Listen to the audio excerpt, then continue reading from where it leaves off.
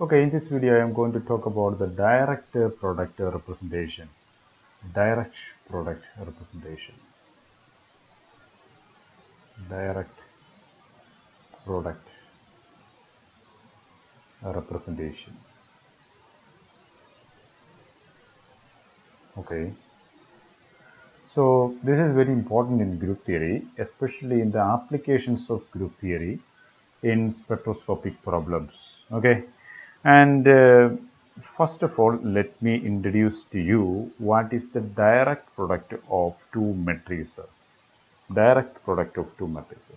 For example, I am considering a matrix A, which can be written as A 1 1, then A 1 2, then A 2 1, and A 2 2. Okay, and this is a matrix, and here the subscripts 1 1 1 2, these actually represent the first number represents the row number and second number represents the column number. Okay, so if I write a11, it means that the element in the first row and first column. Okay, or a21 is element in the second row and first column, like that.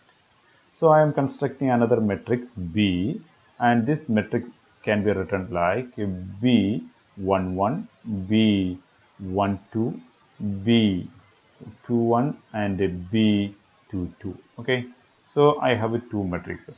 Both of these are 2 by 2 matrices. Okay, so I can make the product of these two matrices. You already know how to make the product of two matrices. How to make the product of two matrices? So product of A and B will be like the first row multiplied with the first column, that will give you the first element in the resultant matrix, and then this matrix is multiplied with the second column. Okay, that will give the second element. So you have done it like A B, right? The product of A and B, it is like A11 A11 multiplied by B11. Okay, A11 B11 plus A12 B21. Okay, B21, that is the first element. Now the second element is A11 multiplied with the second column, that is B12 plus A12 B22. Okay, the next element or the second series is, or second row is A21 B11 plus A22 B21, and the last element is A21 B11 plus A22 B A22 A21 plus B12. Okay, sorry, B12 plus A22 B22 B22. Okay, so this is how you get the product of two matrices. We have already done this kind of multiplication several times during our last classes or previous classes. Okay, several times we have done this type of multiplication. So here what we have done is we multiplied with the row with first row with both columns, that will give the first row in the resultant matrix. Then second row is multiplied with both columns, then that will give the second row in the resultant matrix. Okay, so here uh, this is the product of two matrices. Now I am going to tell you what is meant by direct product. Okay, direct product of A and B. Direct product. Direct product of A and B. Okay, the direct product of A and B means we are multiplying each element of A with all elements of B. Okay, so that is what we are doing. Not like a row multiplied with the corresponding elements in a row is multiplied with the corresponding elements in a row. It is not like that. We are going to multiply each element of this A with each element of this B, and we will do this with every element. Okay, and I will show you how to get the direct product of these two matrices. So the direct product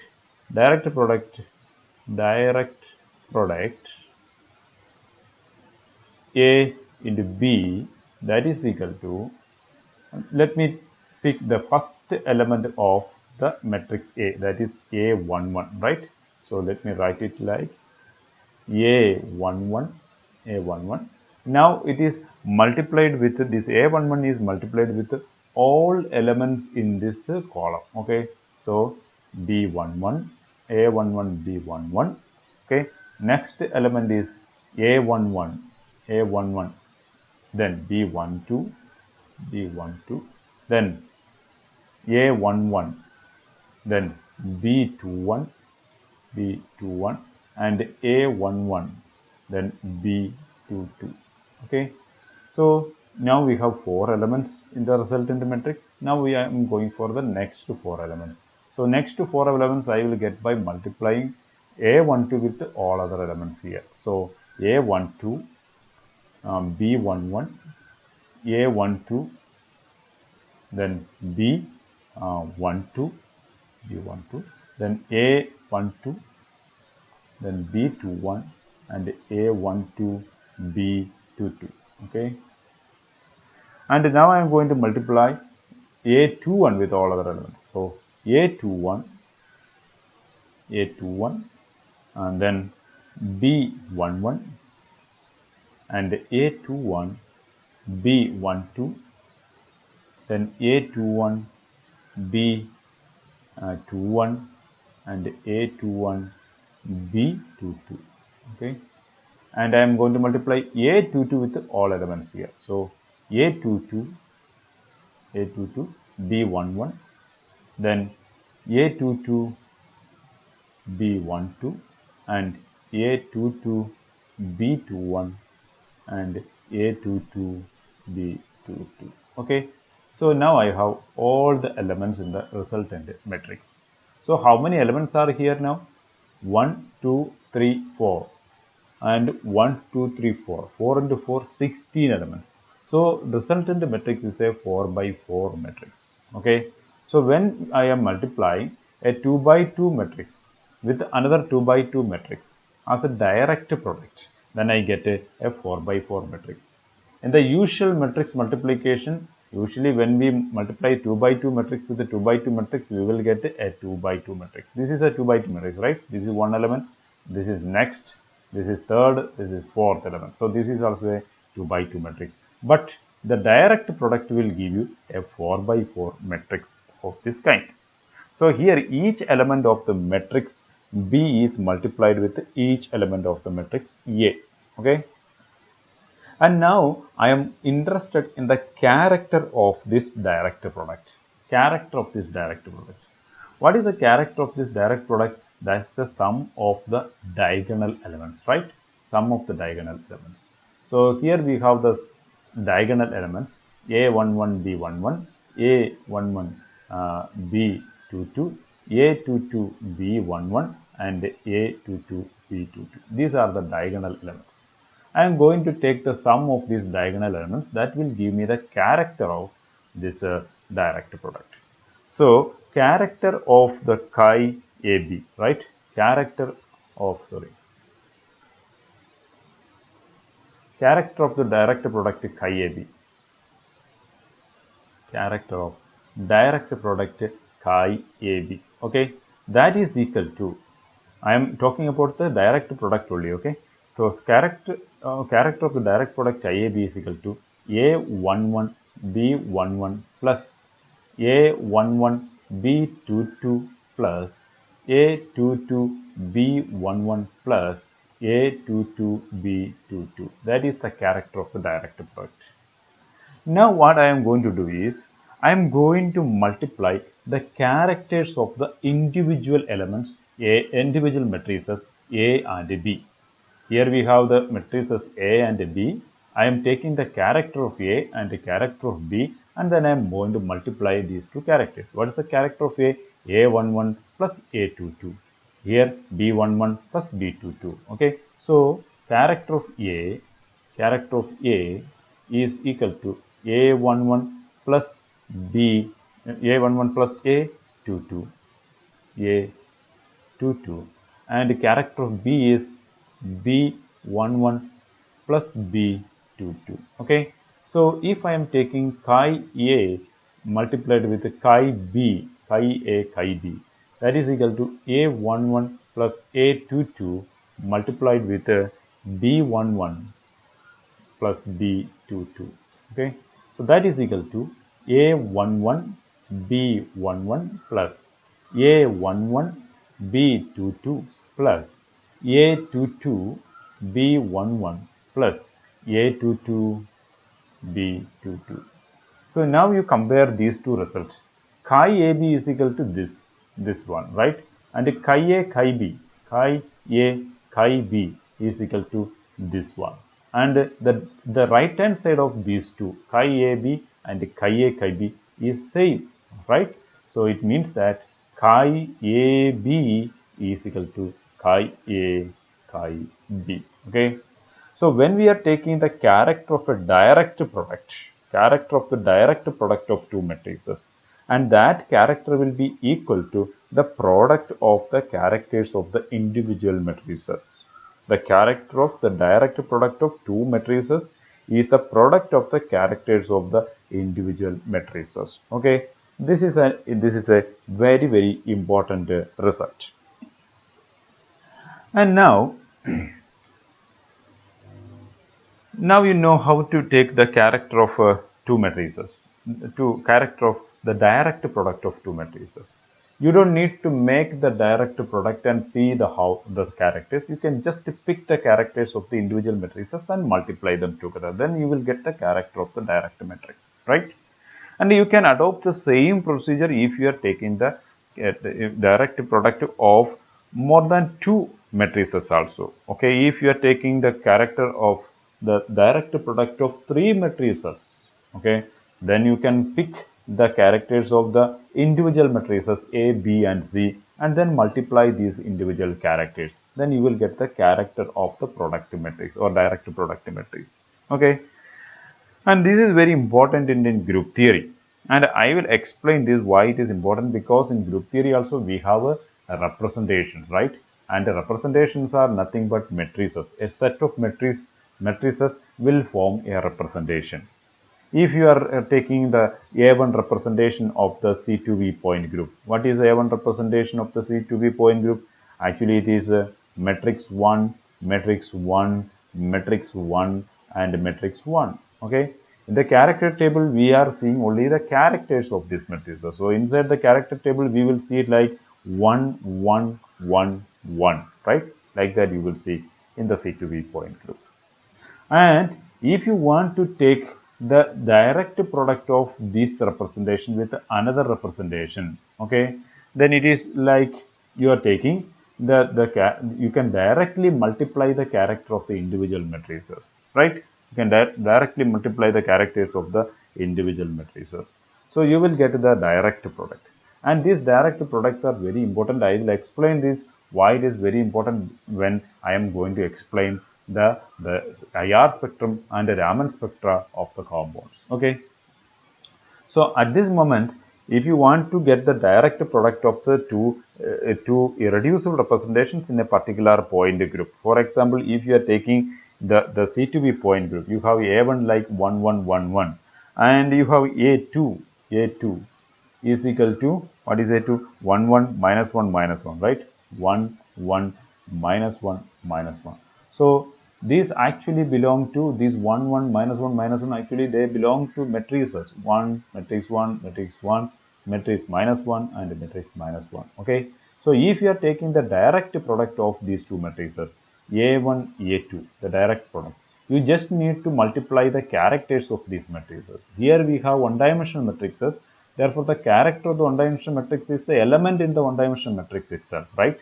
So in this case, A1, A2 is equal to 1, then 1, then minus 1 and minus 1. Okay. So the representation corresponding to A1, A2 is 1, 1, minus 1, minus 1. If you are writing the characters in the character table, then it is like 1, 1, minus 1, minus 1. Okay. So here we know how to take the direct matrices. You can take the direct matrices of the direct product of any number of matrices. It is not limited for the direct product of only two matrices. You can take the direct product of more than two matrices, like three matrices or four matrices, that doesn't matter. Okay, you can just multiply the characters.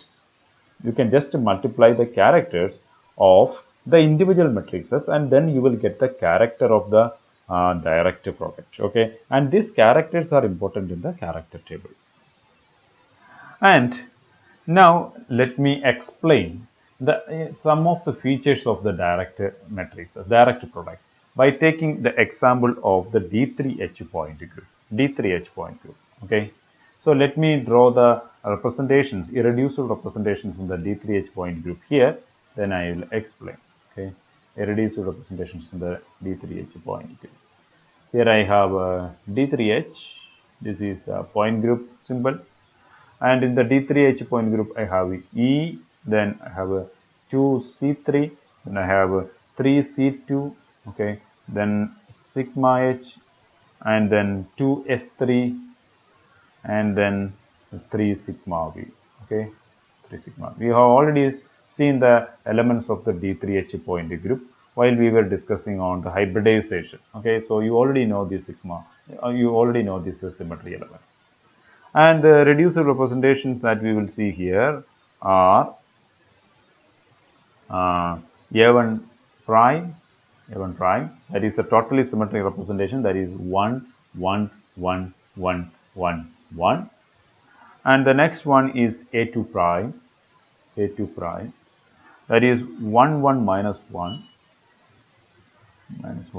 then 1, 1, minus 1, 1, 1, minus 1.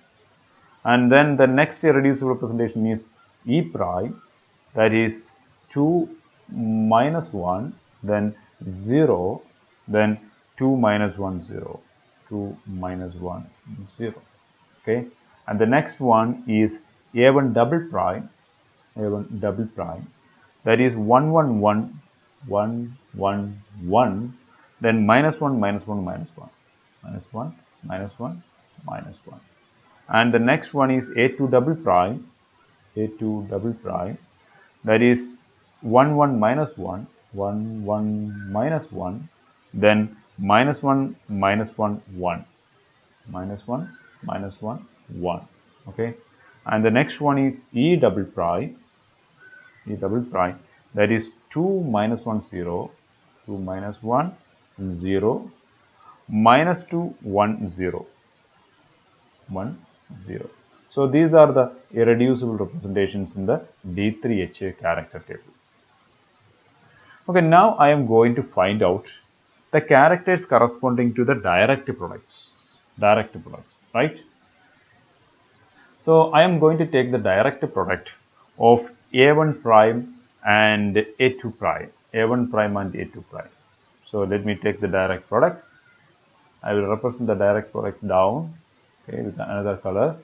So let me take the direct products of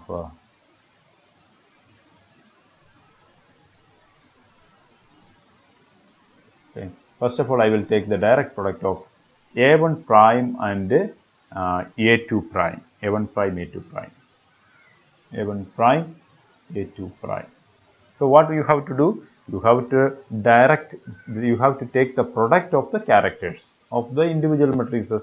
The individual matrices characters are given here. So you can just take the product of these characters. Okay. So 1 into 1, that is equal to 1.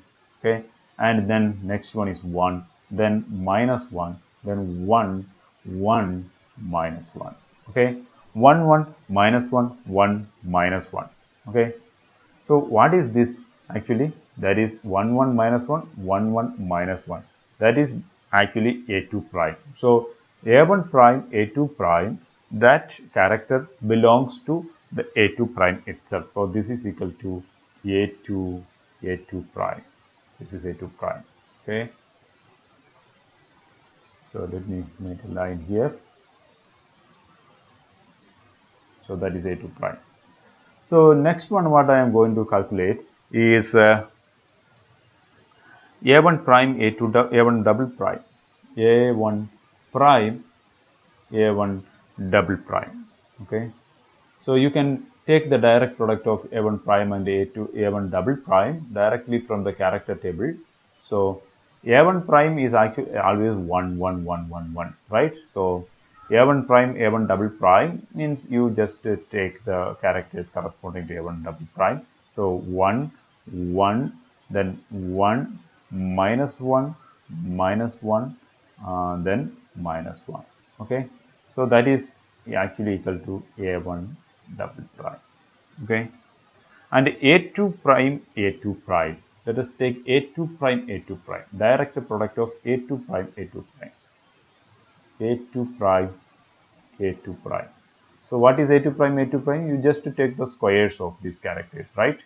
So 1 1, then 1, then 1 1 1, and what is this 1 1 1 1 1? That is a totally symmetric representation A1 prime, A1 prime, right?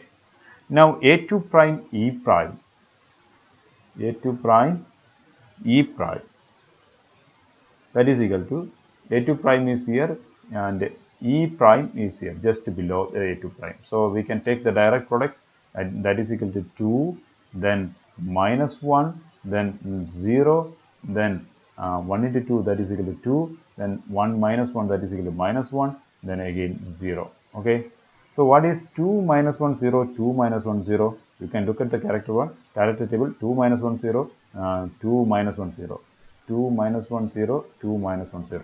That is E prime itself, right? So that is equal to E prime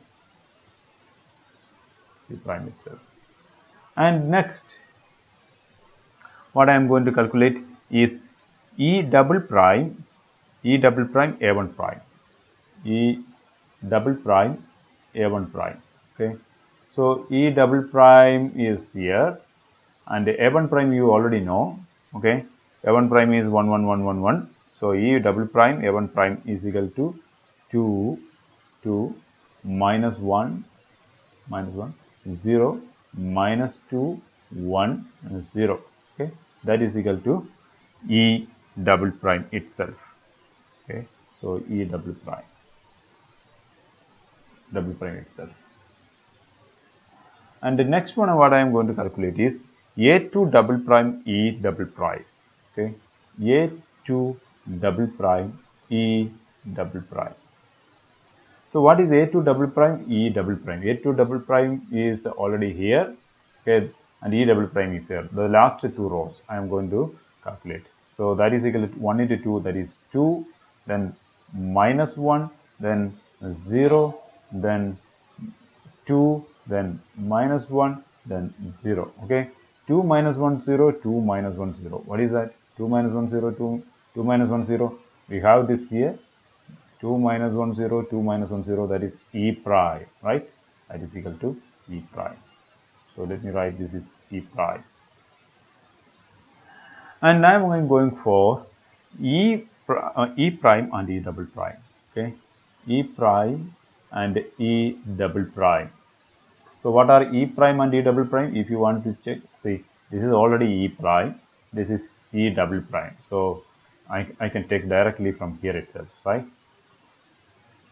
So this one belongs to E prime, and this character belongs to E double prime. So E prime E double prime is equal to 4, then 1, then 0, then minus 4, then minus 1 and 0, right? 4 1 0, minus 4, minus 1 0. Okay, so what is this one? 4 1 0, minus 4 minus 1 0. Is there any character set corresponding to this one in our character set? No, we don't have that, right? We have the character set with a maximum dimensionality 2. We don't have a 4-dimensional character set here. So that is not appearing in our character table. It means that this is a reducible representation, right? This is a reducible representation. 4 1 0 minus 4 minus 1 0 is a reducible representation. So now I am going to take the next one, E prime E prime. Okay, E prime E prime, E prime E prime. So E prime means E prime is already here. You can see, take the character set of E prime from here, right? So E prime is equal to 4, then 1, then 0, then 4, then 1, then 0, right? 410, 410. And that is also not appearing in our character table because this is a 4-dimensional representation, and 4-dimensional representation obviously will be a reducible representation. In our character table, we have only irreducible representations. The last two obtained are not appearing in the character table because both of them are reducible representations. So how can we now reduce them? We can reduce them using the reduction formula. Okay, so this can be considered as a total character set. Okay, total character set, and this total character set will be composed of some irreducible representation which may be already appearing in the character table. So we have to find out which are the irreducible representations from which irreducible representations from which these two character sets are composed of. Okay, so let me take these two character sets, and I will apply reduction formula for this one and also for this one. Okay, this one and this one. I will apply reduction formula for these two, and I will see what are the irreducible representations from which these two character sets are composed of. So let me apply the reduction formula for the first one. Okay, so E dash E double dash. If I am applying the reduction formula for E dash E double dash, that is 410 minus 4 minus 10 set, then I can write it like N A1 dash. I'm not writing the reduction formula here. I have already discussed it several times in our previous class. Okay, so I am going to reduce it directly. You already know how to do this. Okay, so when I am applying the reduction formula, Na1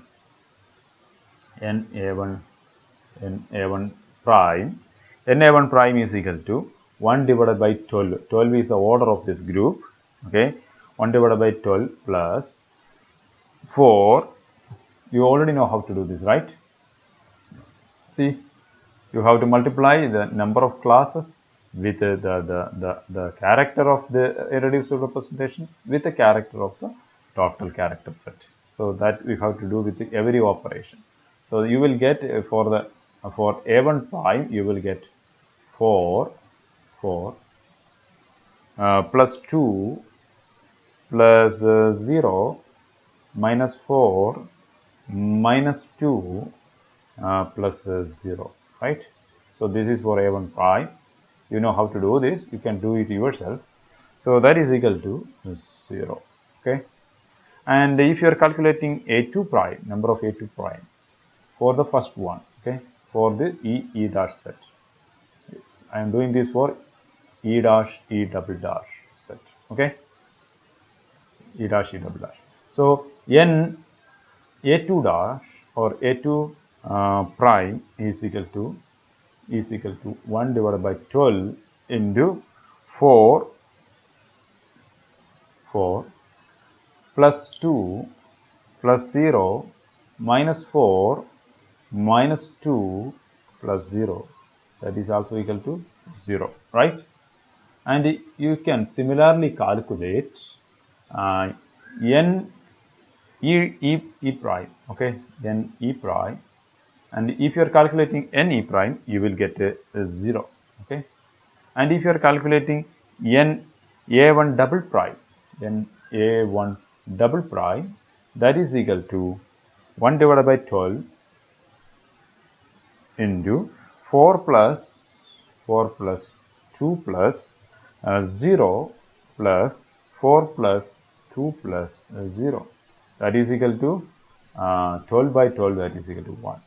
So like that, if you are calculating N A2 double prime, that is equal to 1 divided by 12 into 4 plus 2 plus 0 plus 4 plus 2 plus 0, that is also equal to 1. And if you are calculating N E double prime, that is equal to 1 divided by 12 into 8 minus 2 plus 0 plus 8 minus 2 plus 0, that is equal to 8 plus 8 is 16, 16 minus 4 that is equal to 12, 12 by 12 that is equal to 1. Okay. So from this result you can write it like E prime E double prime, E prime E double prime, right? E prime E double prime is equal to E prime E double prime is equal to 1 A1 double prime for A1 double prime plus 1 A2 double prime, A2 double prime plus 1 E double prime, E double prime.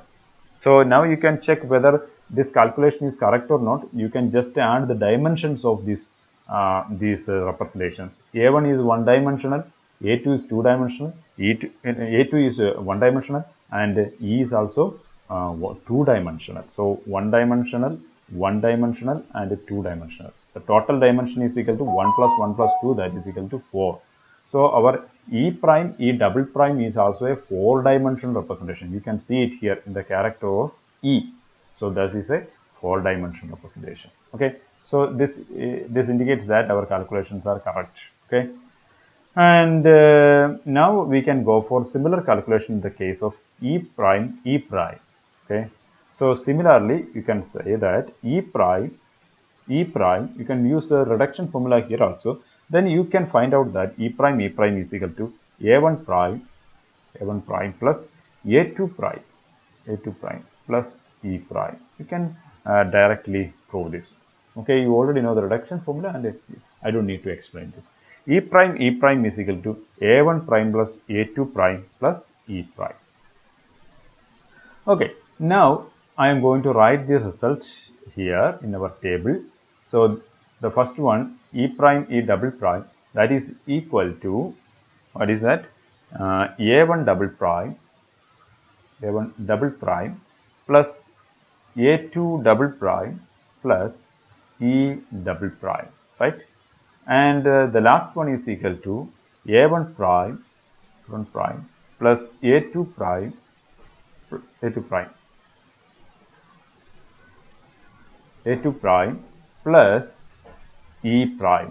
plus E prime Okay. Now we have some important results here. Okay. Now we can look at this table what we have already constructed. Okay. From this one you can see that the direct product of two one-dimensional irreducible representations. Direct product of two one-dimensional irreducible representations. See, these are the direct product of two one-dimensional irreducible representation. One-dimensional into one-dimensional. So the direct product of two one-dimensional irreducible representations will be one-dimensional, right? Will be one-dimensional irreducible representation. One-dimensional irreducible representation. That we can understand from here. The second thing is that the direct product of one-dimensional representation and a multi-dimensional irreducible representation. So here we have taken the direct product of one-dimensional representation with the multi-dimensional irreducible representation. That will be a multi-dimensional irreducible representation. See, in these cases we can see that it is one-dimensional into two-dimensional. Okay, here we are getting the results as two-dimensional representations, irreducible representations. So the direct product of a one-dimensional irreducible representation with a multi-dimensional irreducible representation will be a multi-dimensional irreducible representation. Okay, that is one important observation. And now we can check here, that is the direct product of two multi-dimensional irreducible representation. In these two cases, direct product of two multi-dimensional irreducible representation will be what? They will be reducible representations, right? They are not irreducible representations, but they will be reducible representations. That is why we reduced them further into several irreducible representations. Okay, so the direct product of two multi-dimensional irreducible representations will be the reducible representation. Reducible representations. Okay, and this can be reduced further using our reduction formula. Okay, so that is what we can understand from here. Okay, so these three observations are very important, and now I will say what are the significance of these results. Okay, the significance of these results. We have to observe something more also here.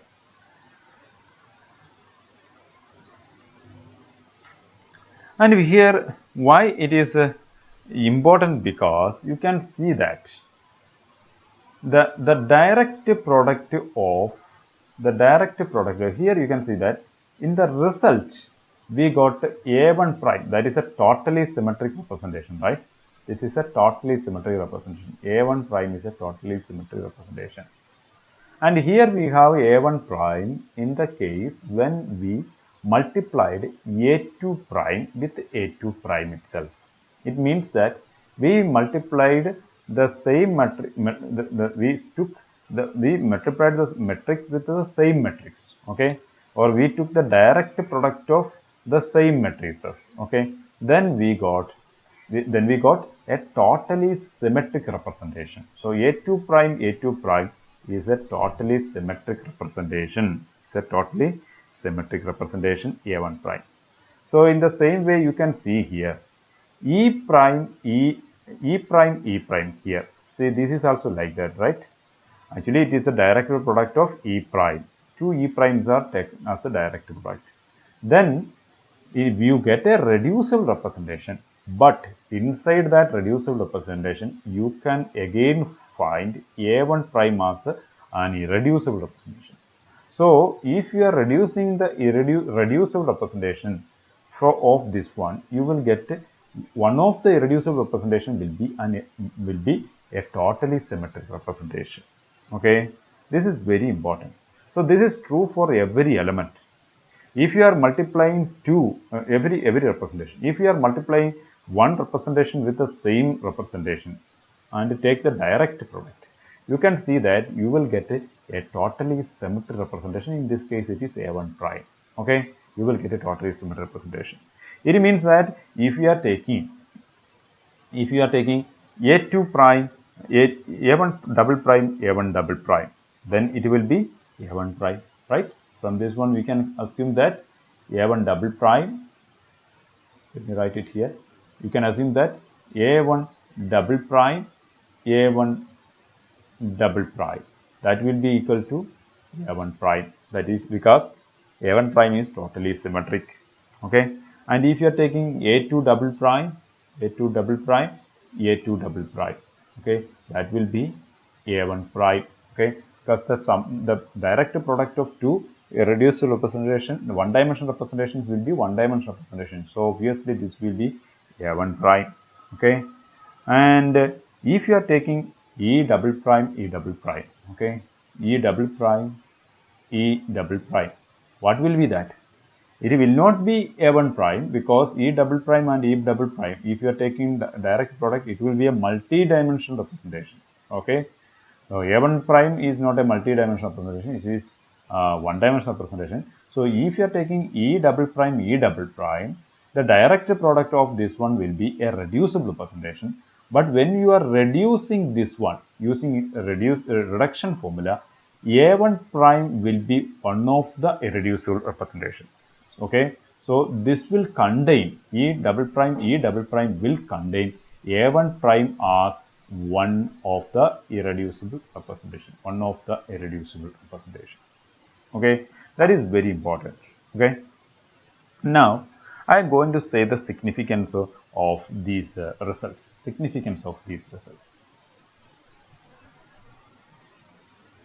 Often in spectroscopy or in quantum mechanics, we have to find certain integrals. Okay, so integrals will be of the type integral minus infinity to plus infinity. Okay, psi I, psi f, psi f deta, where psi I represents a state, an initial state, and psi f represents the final state of the system. Okay, this type of integrals are very common in quantum mechanics or in spectroscopy. And you can see another type of integrals like minus infinity to plus infinity, integral psi I, okay, a cap, psi f dito, okay. So these are also, here you can see the psi I and psi f, which represents the wave function corresponding to initial state and final state of a system. And a cap is an operator, okay.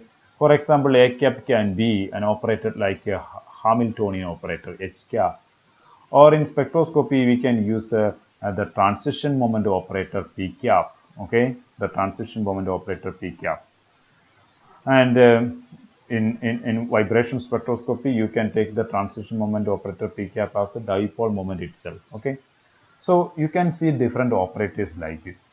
So if you wanted to find it, it will be very important to see whether this integral is a zero, or the value of this integral is zero or non-zero, okay.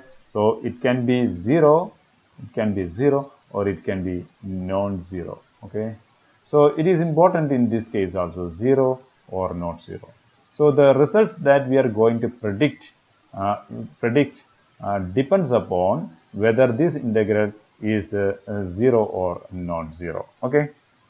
And if we are doing this mathematically, often we have to if you have to take the wave functions of the initial and the final state, and then we have to do this integration often with the aid of a computer, okay, often with the aid of the computer, because this integration is not easy to solve manually with our hands and brain. So often we depend upon the computer. So, but you can simply say whether this integral is a zero or non-zero looking at the character table, okay. So that is why I have explained all these direct product representations and all, okay. And if you wanted to find whether an integrand of this type is 0 or non-zero, what you have to look is, you have to look at the symmetry species corresponding to psi I and psi f, okay. You have to look at the symmetry species corresponding to psi I and psi f. So if you know the symmetry species corresponding to the initial and the final state of a system, or if you know the symmetry species corresponding to an operator like a transition moment operator, then you can easily find out whether these type of integrals are 0 or non-zero looking directly at the character table, and also by taking the direct products, okay. So I will give you a short introduction to this one, okay. I will explain this in detail when we are going to learn spectroscopy, okay. Spectroscopy means the group theoretical explanation of the spectroscopical lines, okay. So let me take psi I. Psi I is let me explain. If the integral minus infinity to plus infinity psi I psi f d tau is not equal to 0, okay, is not equal to 0, only if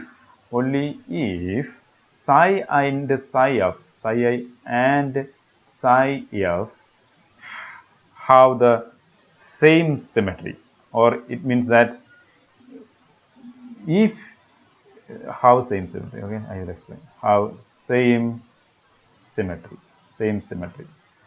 So if they have the same symmetry, what is the significance of having the same symmetry for psi I and psi f? We have already explained this, right? We have already explained this. A1 double prime, A1 double prime means we are multiplying the representations with the same symmetry, then you will get the totally symmetric representation. A2 double prime is totally symmetric representation, or E double prime contains a totally symmetric representation. So if this is the case, okay, if this is the case, then it will not be, it will be a non-zero value. Means, for example, you can take psi I is equal to, psi I has the symmetry corresponding to A2, okay, and psi f also has the symmetry corresponding to A2. Psi f also has the symmetry corresponding to A2. and this belong to C2V point group. You just assume that this C2V point group I am talking about. Then integral psi I psi f, integral psi I psi f d tau will be a non-zero value. Okay, it will be a non-zero value because A2 A2 A2 A2, the direct product of A2 A2 will be equal to A1, and A1 is a totally symmetric representation in the C2V point group, right? So you have to look into the symmetry corresponding to the initial state and final state of the system, and from this one you can predict whether the integral is 0 or non-zero. But if you see that the psi1 psi or psi I is equal to a1 and psi f is equal to b1, in that case integral minus infinity to plus infinity psi I psi f will be equal to a1 b1. Okay, okay, a1 b1, which is equal to b1, and b1 is not a totally symmetric representation. B1 is not a totally symmetric representation. Therefore, integral psi I, in this case, integral minus infinity to plus infinity psi I psi f, psi I psi f will be equal to 0 because this corresponds to not a totally symmetric representation. Okay, so instead of evaluating this integral using a computer, you can look at the character table and if the direct product representation corresponding to this integrand is a totally symmetric representation, then it will be a non-zero value. If it is not a totally symmetric representation like this one, it will be, the integrand will be a zero value. Okay, integral will have the zero value. So you can apply the same in the case of this kinds of integral also. These kinds of integrals are very important in spectroscopy. Okay, we will learn this. For example, you have psi I is equal to psi I is equal to a1. Okay, remember that we are considering C2V point group at this moment. Psi I is equal to a1 and psi f is equal to b2. Okay, and your transition moment integral p cap corresponds to b2 symmetry. Okay, in that case what you will get, integral psi I, integral minus infinity to plus infinity. Okay, psi I p cap psi f, this corresponds to